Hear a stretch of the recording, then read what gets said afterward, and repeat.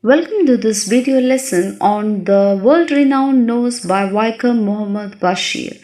I hope you have watched the animation video as well as you have read the Malayalam version of this story, Vishwavikhyathamaya Mooka. This lesson focuses on the writer, his style, the story world-renowned nose, and the main themes that Bashir discusses in this story.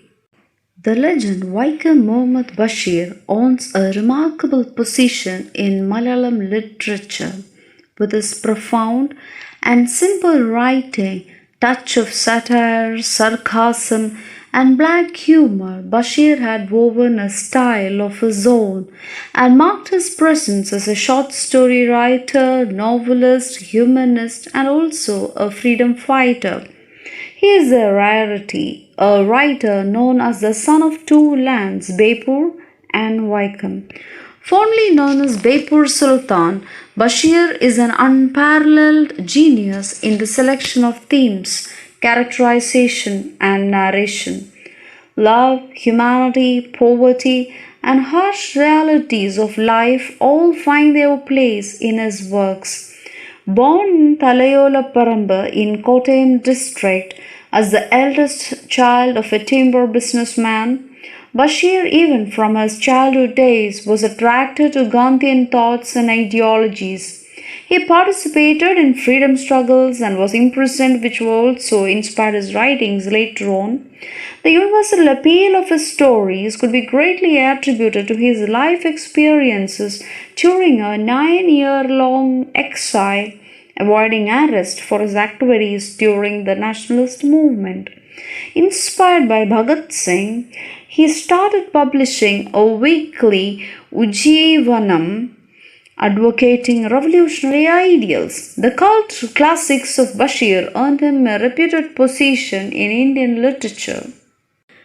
It was in early 1930s that the progressive writers movement made its impact on Malayalam literature. Writers wrote consciously about socialist themes, about poverty, unemployment, and hunger. Bashir too wrote on these subjects but drew upon his own personal experiences of sordidness and poverty. He had seen it all at first hand, yet he chose to be objective rather than sentimental. In fact, his precarious life provided him with ample material for his creative work.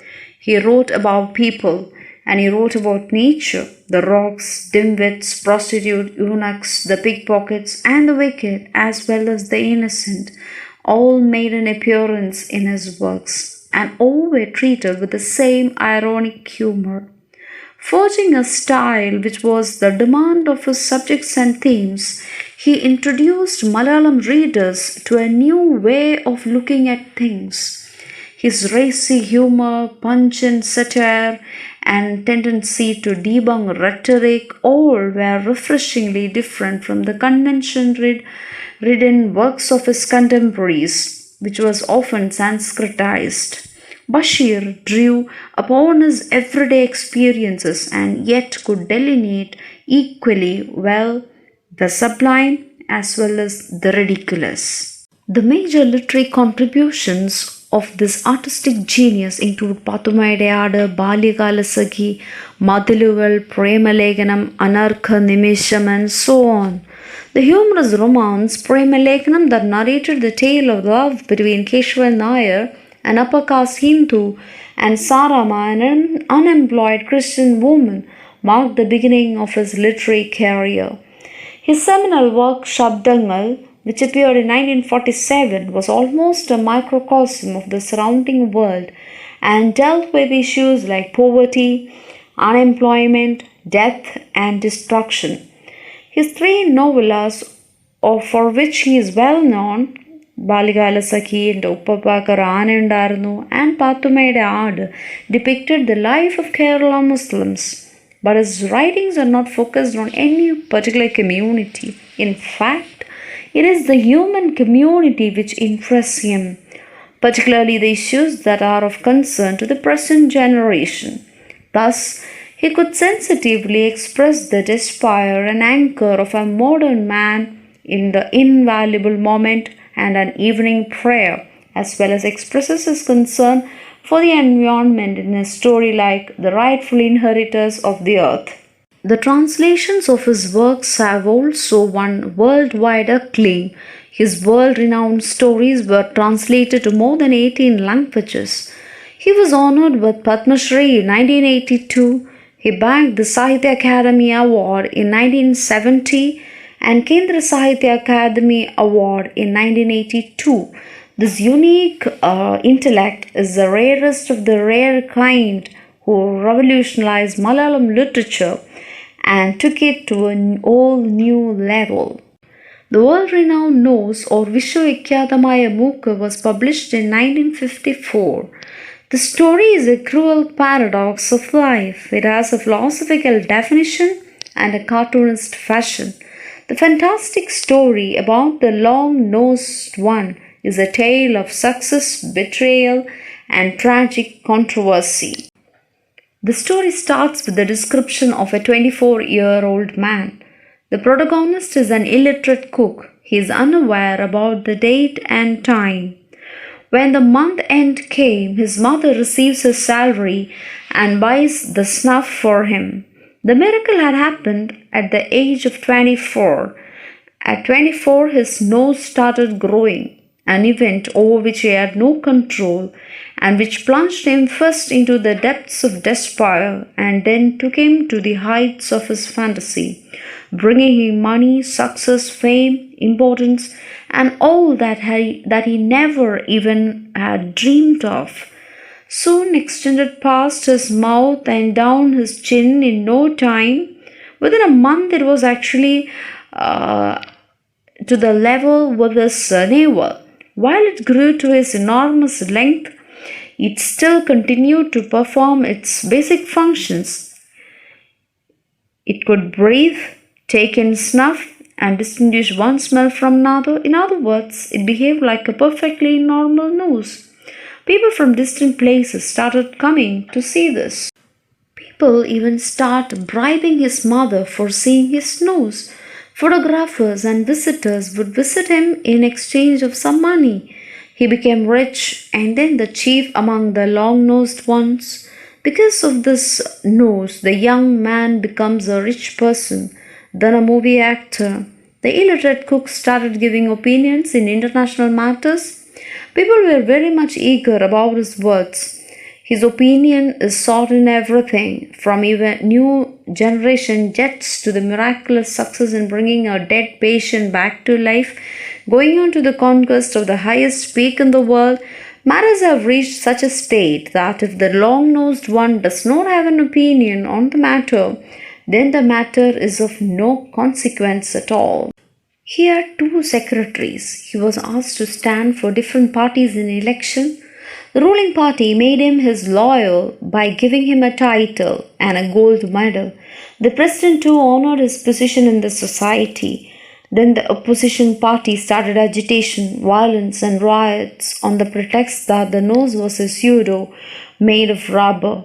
While one secretary was made to announce to the world that the nose of the long-nosed one was made of rubber by one of the political groups, the other secretary was made to tell the world that was not true. The long-nosed one was now an international personality, made headlines all across the world. The government was asked to step down, having fooled the people. Protests and strikes broke out. At last, the president arrested the long-nosed one and took him into custody. The mob burned police stations and destroyed government buildings. There were communal riots and many people died. The president finally arranged a medical examination to see whether the nose was real or not. Medical experts from 48 countries were called for and to examine the nose. They tested the nose and found that it was real. The government was saved and so was the long-nosed one. Then the president selected him for the position of a member of the parliament. Even though everything was fine, the controversies continued for ages. The story is open-ended. The main themes discussed by Bashir in this short story are irony and sarcasm, fantasy, humor and pathos, the psychology of masses, and so on.